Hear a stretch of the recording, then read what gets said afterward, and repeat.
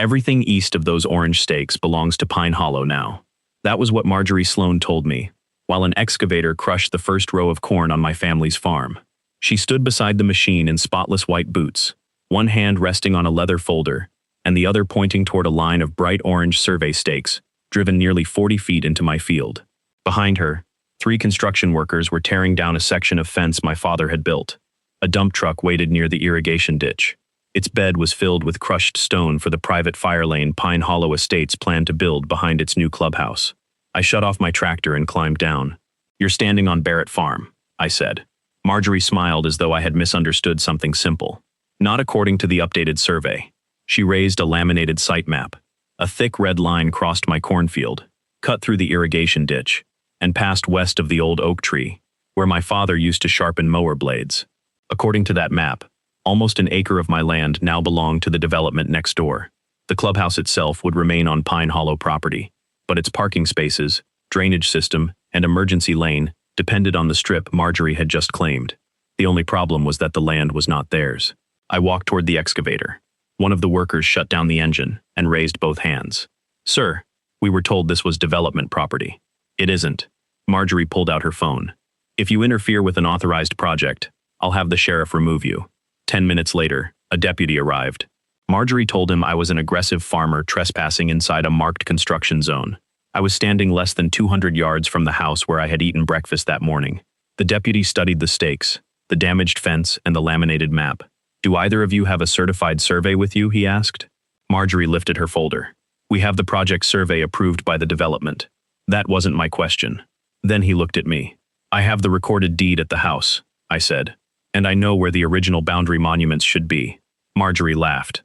"Old fences and family memories do not establish ownership." She was right about one thing. Memories did not establish ownership. Recorded deeds did. Controlling monuments did. Licensed surveys did. And somewhere beneath the soil under Marjorie's clean boots were 2 iron pins that had been placed there decades before Pine Hollow existed. I did not touch the excavator. I did not pull out the orange stakes. I did not threaten the crew. I photographed every vehicle, every license plate, every damaged section of fence, and every stake they had driven into my field. Then I called a licensed surveyor. That afternoon, I called a land use attorney.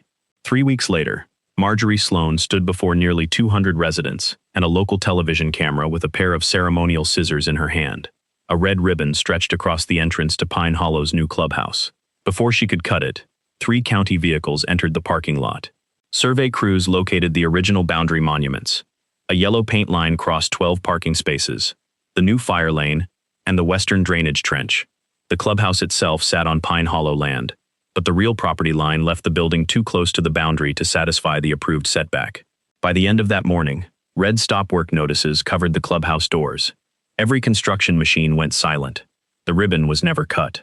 But to understand why Pine Hollow risked its most expensive project for a strip of farmland, you need to understand what that land meant to them, and what it meant to my family. My name is Luke Barrett. I was 57 years old when Pine Hollow moved those stakes into my field.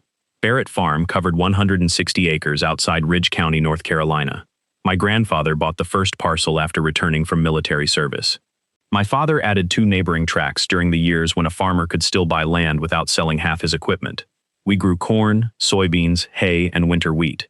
We kept cattle on the northern pasture and leased part of the southern field to a neighbor who grew pumpkins. My wife, Nora, managed the farm accounts and dealt with suppliers who believed sending an invoice twice increased the chance of payment.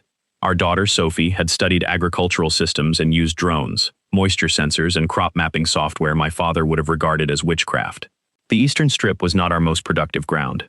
It sloped toward an irrigation ditch that carried runoff from the cornfield to a livestock pond. It also created a buffer between our cattle pasture and the residential land beside us. That buffer mattered. Homes and working farms can coexist, but only when people understand what a working farm sounds and smells like. My father understood boundaries better than anyone I knew. Every spring, he walked the eastern fence with wire, staples, and a hammer worn smooth by his hand. When I was 14, I asked why he spent so much time repairing a fence beside woods nobody used. He pointed at the trees. "Empty land doesn't stay empty forever." Then he tapped the fence post with his hammer. "A boundary only protects you when people can find it." The land east of us eventually became Pine Hollow Estates. North Star Communities, a development company from Raleigh, bought almost 300 acres from an investment group, and announced a luxury residential neighborhood. Their brochures showed stone entrance columns, walking trails, decorative streetlights, and homes described as rural elegance without rural inconvenience. That phrase told me more about them than they probably intended. I did not oppose the development. People have a right to build on land they own. During the first year, I helped their crews twice. I used my tractor to pull a concrete truck out of the mud after a storm. Later, when a brush fire started near their southern road, I opened one of our equipment gates so volunteer firefighters could reach the hillside. Back then, Marjorie Sloan was simply one of the first residents to move into Pine Hollow. Her house sat on a rise overlooking our eastern field. The first time we met, I found her beside my irrigation ditch taking photographs. "Can I help you?" I asked. She looked at my muddy boots and the grease on my shirt. "Are you the caretaker?" "I own the farm." Her expression shifted briefly. Then she smiled. "We're preparing community standards. Some residents are concerned about agricultural noise. This farm was here first. I understand. But communities evolve." That became Marjorie's favorite word. Community. She used it whenever she wanted something belonging to someone else. Within a year, she became HOA president. The letters began shortly afterward. The first complained about tractors operating before 8 in the morning. The second described harvest dust as a neighborhood health concern. The third called my equipment barn a visual nuisance. I answered once. Barrett Farm was outside Pine Hollow, outside the HOA, and protected by agricultural zoning. Marjorie responded with 4 pages about cooperation, safety, and property values. Nora read the letter across our kitchen table. "She writes as though we moved next to them," she said. "I know. You going to answer?" "No." "Good. She probably charges by the paragraph." I placed the letter in a file cabinet. For a few months, nothing happened. Then North Star announced Phase 2. The expansion included 48 additional homes and a central clubhouse with a pool, restaurant, meeting room, and fitness center. The clubhouse was planned near Pine Hollow's western boundary, closest to our farm. Marjorie called it the future heart of the community. A month after the announcement, she arrived at our house with Grant Keller, a North Star executive. Grant wore polished brown shoes and carried architectural plans in a black tube. Nora joined us at the kitchen table. Marjorie explained that Pine Hollow wanted to purchase a narrow strip along our eastern boundary. She described it as half an acre of unused ground. The actual strip was closer to an acre. It contained our irrigation ditch and separated their proposed clubhouse from the cattle pasture. She offered $18,000. The amount was low, but the price was not the main issue. If we sold the strip, the development would sit directly against our agricultural operation. It would begin with complaints about noise and odor. Then would come requests about working hours, equipment movement, livestock, and fertilizer.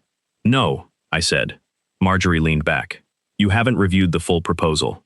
"I understand the proposal." Grant unrolled the plans. The clubhouse required a secondary fire lane along its western side.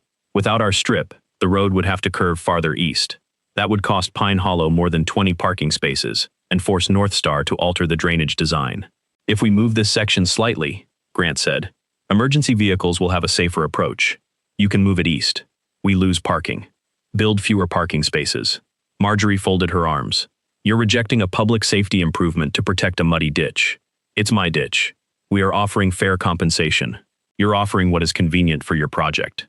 Grant remained polite, but frustration showed in his face. Redesigning the western side would cost money. It would delay the clubhouse. It might also delay sales of the final homes. Marjorie tried a softer approach. She said Pine Hollow would landscape the strip. She said a decorative wall would improve the appearance of our farm. Finally, she suggested the county might eventually force us to upgrade the drainage ditch anyway. Nora closed the folder Marjorie had placed in front of her. "You should leave now," she said. Marjorie looked at me. "You should think carefully. Development around this farm will continue. Probably. At some point, keeping every foot of land becomes unreasonable. My family owns it," I said. "You don't decide which part we are allowed to keep." Grant rolled up his plans. Marjorie left the written purchase offer on our table. Nora read it again after they left. "Keep this," she said. "I was planning to throw it away." "Don't. They just admitted which land they know is ours." She placed it in the file cabinet with Marjorie's complaint letters. 2 weeks later, the county zoning office received a complaint about standing water and unsafe runoff near our eastern boundary. An inspector visited. He found no violation. A week later, Animal Control received a report that our cattle were escaping through a damaged fence. They were not. Then Pine Hollow distributed a newsletter describing Barrett Farm as a possible environmental and traffic hazard. Sophie found the newsletter online. She printed it and brought it to the house. "They're building a record," she said. "Of what?" "That you're irresponsible." The newsletter included photographs of mud beside the ditch after a storm, and my tractor parked outside the equipment barn. Normal farm conditions had been labeled unmanaged runoff and heavy commercial activity. Nora opened the cabinet and added the newsletter to the growing file. Marjorie wanted Pine Hollow residents to believe we were the problem before she made her next move. That move came on a Thursday morning in early June. Sophie had flown her drone over the eastern field 6 days earlier to inspect storm damage. The footage showed our fence, irrigation ditch, and the entire field before construction began. Thursday morning, she called me from the north pasture. "There are survey stakes near the ditch." "What color?" "Orange." "They're inside the corn." I drove over in the tractor. By the time I arrived, Marjorie's crew had already removed several fence posts. The excavator was pushing toward the irrigation ditch. That was the moment you heard at the beginning. The deputy who arrived could not settle a boundary dispute in a field. He advised both sides not to interfere with each other, and suggested construction stop until ownership was verified. Marjorie treated his inability to rule as permission to continue. The excavator restarted before his patrol vehicle reached the county road. I did not argue with the crew. I drove home and opened our metal document box. Inside was the deed, the recorded legal description, and a copy of the 1976 boundary survey. The language referred to bearings, distances, a stone monument near the road, and 2 iron pins along the eastern boundary. From there, I drove to the county recorder's office and requested certified copies of every recorded instrument affecting that parcel. There had been no sale, no boundary adjustment, no easement, no transfer to North Star or Pine Hollow. Next, I requested the clubhouse permit file from the county planning department. The site plan included the same boundary line Marjorie had shown the deputy. But the project survey had a serious problem. The surveyor had used a recently established construction control point beside a replacement utility pole, as though it controlled the property boundary. That point was useful for laying out roads and buildings. It was not the legal boundary monument described in our deed. The project survey also failed to reconcile the stone monument and 2 original iron pins listed in the recorded description. A modern survey can use GPS and new reference points, but it cannot ignore controlling deed calls and existing monuments merely because a different line gives the developer a better parking lot. I called Thomas Reed, an independent licensed land surveyor who had worked on several farms in the county. He met me the next morning. Thomas reviewed the deed and recorded survey. Then we walked the eastern field with a metal detector and survey equipment. The first iron pin was buried 6 inches below the soil near the oak tree. The second took longer. Construction crews had pushed loose dirt over the area. Thomas eventually found it intact beneath the pile. He measured between the stone monument and both pins. Then, he checked the orange stakes. "They shifted the working line," he said. "How far?" 37 feet at the north end, just over 42 near the road. "Could it be an honest mistake?" "An honest mistake can happen," he said. "But both recorded monuments are still here, and the new line ignores both of them." Thomas completed a signed boundary survey 2 days later. It showed almost an acre of Barrett Farm inside the construction area. The fire lane crossed our property. 12 parking spaces sat partly or completely across the real line. The western drainage trench ran through our soil before emptying toward our livestock pond. The clubhouse building itself remained on Pine Hollow land, but the corrected boundary left its western wall inside the required setback shown on the approved plan. That meant the occupancy permit was now in question, even if no part of the building physically crossed onto our farm. The afternoon Thomas signed his report, I called Evelyn Brooks, a land use attorney in the county seat. Nora, Sophie, and I met her before the office closed. Evelyn reviewed the deed, survey, photographs, and purchase offer. "Do not remove their stakes," she said. "I haven't. Do not block their equipment. I haven't. Do not argue with their workers unless someone is in immediate danger. What can we do? I'm sending a formal demand to the developer, HOA, and contractor tonight. I'll also prepare an emergency injunction, but the county may stop this faster than a court if the permit was issued using a false or materially incorrect boundary certification." She explained the difference. A judge could order North Star to stay off our property, but getting an emergency hearing could still take several days. The county building department could suspend its own permit immediately if the approved site plan placed construction on land the applicant did not control. Evelyn sent a preservation notice that evening. It warned North Star, Pine Hollow, the contractor, and the project surveyor not to destroy emails, field notes, photographs, measurements, or permit records. It also demanded that work stop on the disputed strip. Construction did not stop. The next morning, workers removed more fence and spread gravel across part of the proposed fire lane. Evelyn filed the injunction petition. At the same time, Sophie and I delivered Thomas's survey to the county planning department. Maria Chen, the senior engineer assigned to the clubhouse project, met us in a conference room. I placed the documents on the table. "This isn't just a fence dispute," I said. "Your permitted fire lane and drainage system are being built outside the applicant's parcel." Maria compared Thomas's survey to the project file. Then she pulled up the permit history. The clubhouse plans had received conditional approval, pending final boundary certification. Westvale Surveying later submitted a statement claiming all work was inside the North Star parcel. That certification had allowed the building permit to be released. Maria placed the new survey beside the project plan. "Where did your surveyor find the original monuments?" I showed her the locations. She studied photographs of the pins and the stone marker. "The project survey does not address these," she said. "No. And this parking area is already under construction?" "Yes." She called the building official and the stormwater department while we sat there. Before we left, she said the county would conduct a field inspection. "Do not confront the crew," she told me. "Document additional work. Let us handle the permit." Grant Keller called me the following afternoon. "You went to the county?" "Yes. You've created unnecessary panic over a technical discrepancy. You're building across my boundary. Our licensed surveyor disagrees. My licensed surveyor found the monuments in the recorded deed. There are competing professional opinions. There's also your signed offer to buy the same strip." Grant paused. "We have a major opening event in less than 2 weeks. A delay could cause significant financial damage. Then stop building until the boundary is resolved. I'm offering you one final chance to settle this privately." "What does privately mean?" "A temporary construction easement. We'll compensate you. You certified to the county that you already controlled the land. That certification was based on professional advice. Send your proposal to my attorney." He hung up.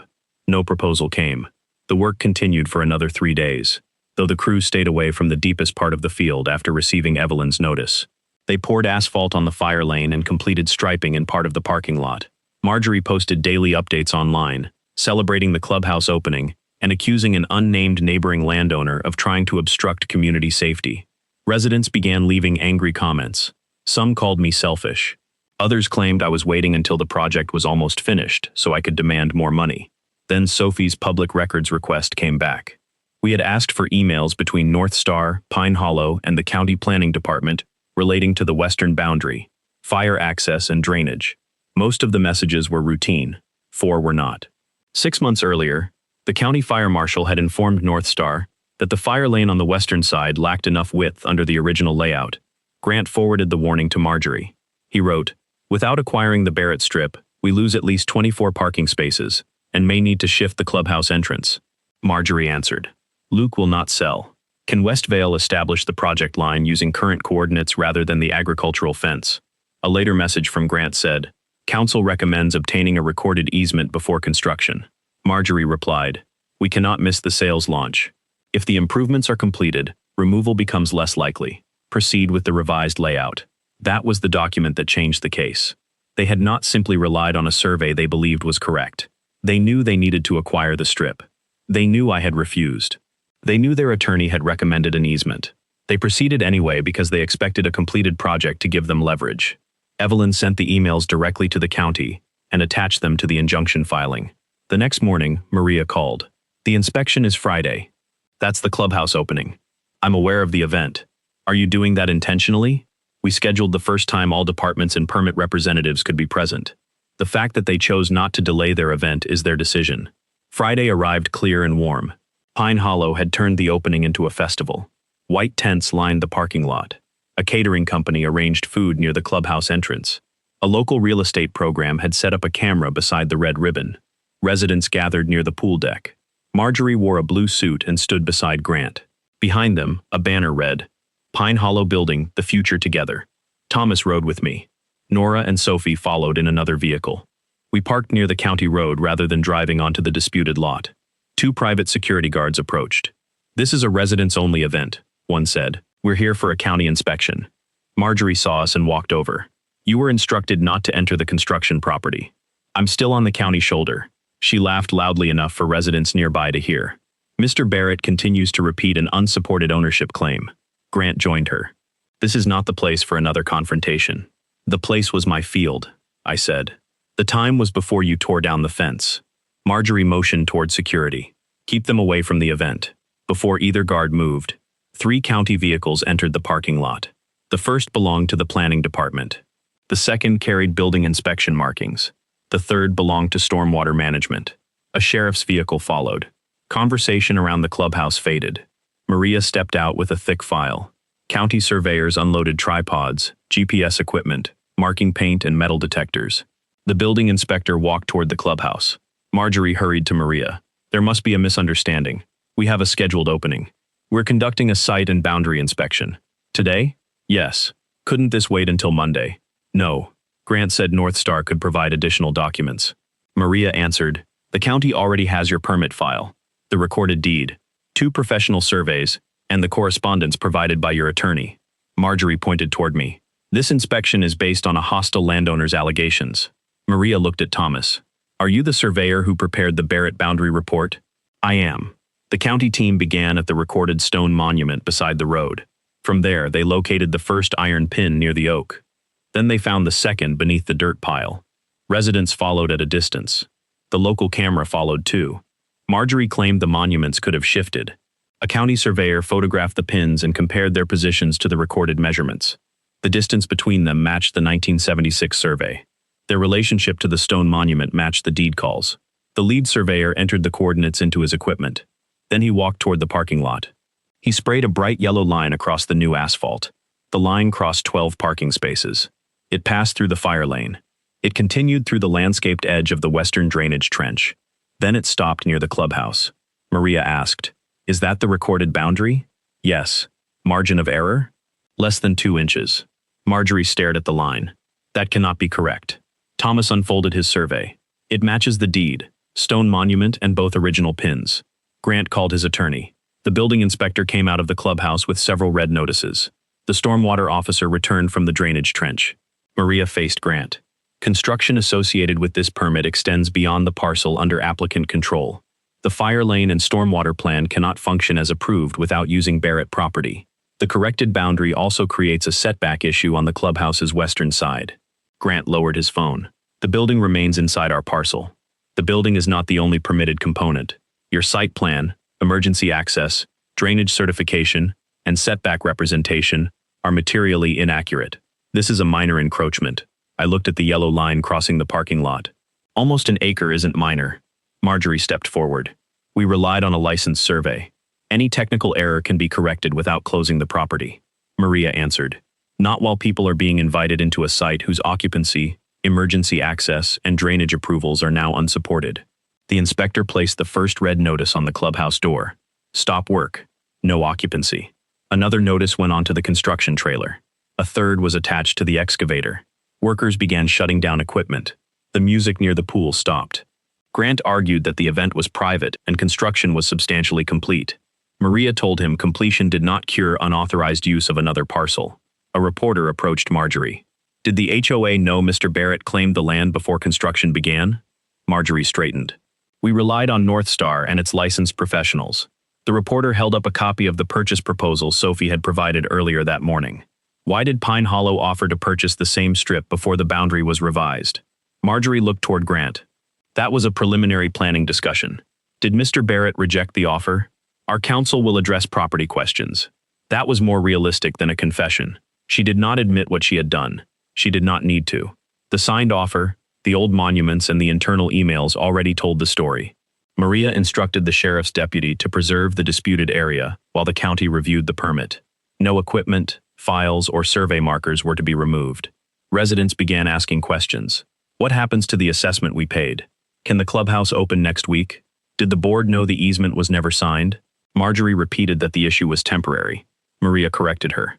This is a formal permit suspension, involving unauthorized construction, inaccurate boundary certification, stormwater concerns, and unresolved fire access. The ribbon cutting ended before anyone touched the ribbon. The catering tables remained full. The clubhouse doors stayed locked. By noon, every machine was silent. By evening, photographs of the yellow boundary line and red notices had spread through Pine Hollow. The county investigation continued for 6 weeks. West Vale Surveying claimed the shift resulted from a coordinate conversion error. That explanation did not survive the field records.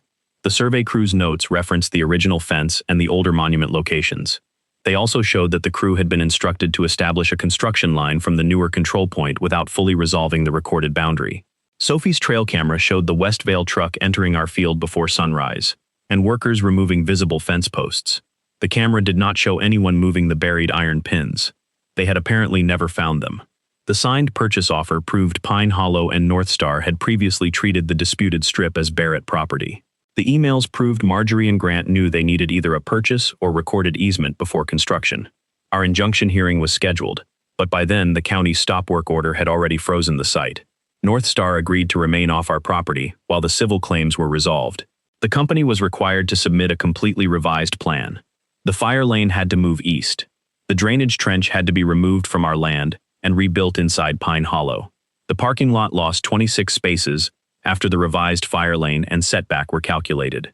The clubhouse remained standing, but North Star had to modify the western side of the site, reduce landscaping, and obtain a new occupancy review before it could open. The contractor removed the gravel and asphalt from our strip. They restored the irrigation ditch under the supervision of a farm drainage specialist.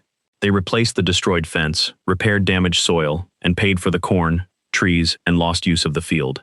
Our attorney also recovered survey expenses and part of our legal costs. None of that made us rich. It made us whole. The county referred West Vale's certification to the state licensing board. North Star's insurer began its own review. The HOA attorney produced messages showing he had advised the board not to proceed without a recorded right. At a special Pine Hollow board meeting, residents were shown the county findings and the internal emails. Marjorie blamed North Star and West Vale. Grant blamed the surveyor. The surveyor blamed incomplete instructions. Then Sophie projected Marjorie's message onto the clubhouse wall. If the improvements are completed, removal becomes less likely. Proceed with the revised layout. No one had to shout. The room understood. The board removed Marjorie as president that night. North Star replaced Grant as project manager. Pine Hollow hired an independent firm to review its contracts and project spending. The review found that Marjorie had approved payments to West Vale without clearly disclosing that the company belonged to her brother. That created a separate dispute between her, the HOA, and its insurer. I did not follow every detail. My interest ended at the property line. Several residents came to the farm to apologize. One was a retired teacher named Harold Mason. He stood beside the repaired fence while Sophie and I checked the new posts. "I believed what they told us," he said. "They told you what they needed you to believe. I called you selfish at the first meeting. I remember. I was wrong." I nodded. That was enough. Not every apology needs a speech. Marjorie never apologized. She sold her home the following spring. The clubhouse eventually opened almost 10 months late, under a revised design. The parking lot was smaller. The fire lane remained entirely inside Pine Hollow. The drainage system no longer emptied toward our livestock pond. The development survived. Property values did not collapse because one farmer refused to surrender his land. The new HOA board began advertising the farm view as part of Pine Hollow's rural character. Nora found that funny. "They complained about the tractor for 2 years," she said, reading the new brochure. "Now it's an amenity." Before the county closed its file, Pine Hollow asked whether we would consider a limited emergency agreement allowing fire crews to cross a separate farm entrance during a verified disaster. This time, they did not arrive with a sales map or a threat. The fire chief came with a county attorney and a clearly written proposal. It granted no resident traffic. It gave the HOA no control over our gate. It applied only when normal emergency routes were blocked. I agreed. Real safety had never been the problem. Using safety as an excuse to take land was the problem. The county installed permanent reference markers along the verified boundary. Sophie and I rebuilt the eastern fence with stronger posts. Nora ordered 2 rows of cedar saplings for the strip beside the irrigation ditch. In time, they would form a windbreak between our field and the clubhouse. Near the old oak tree, I placed a small sign, "Barrett Farm Private Agricultural Property Boundary Verified by Ridge County." The sign was not large. It did not need to be. One afternoon, Sophie and I stood near the oak while the final county crew packed its equipment. The yellow line still crossed part of Pine Hollow's asphalt. Rain and traffic would eventually fade it. The red notices would come down. The clubhouse would open. Most residents would eventually forget the details. But the iron pins remained beneath the soil. They had survived my grandfather. They had survived my father. They had survived Westvale's new stakes. A fence can be cut. A wooden post can be pulled out before sunrise. A glossy map can be redrawn by someone who expects nobody to check it. But ownership does not change, because someone with a clipboard says it has changed. Marjorie thought my old tractor meant I had no resources. She thought muddy boots meant I would not understand surveys, permits, or drainage plans. She thought Northstar could build fast enough to make correction too expensive. What she never understood was that farmers spend their lives paying attention to boundaries. We know where the water runs. We know where the fences stand. We know which trees our parents planted and which stones our grandparents used as markers. And when something changes, we notice. I did not stop Pine Hollow's project by shouting louder. Thomas's survey did. The recorded deed did. The purchase offer did. Their own emails did. The county stopped the project because the documents showed that the permit depended on land the applicant did not own. Marjorie moved the survey stakes into my farm. She expected the concrete and asphalt to make her version permanent. Instead, the county painted the real line across her parking lot. And all I had to do was keep the records, call the right people, and let the truth stay exactly where it had always been.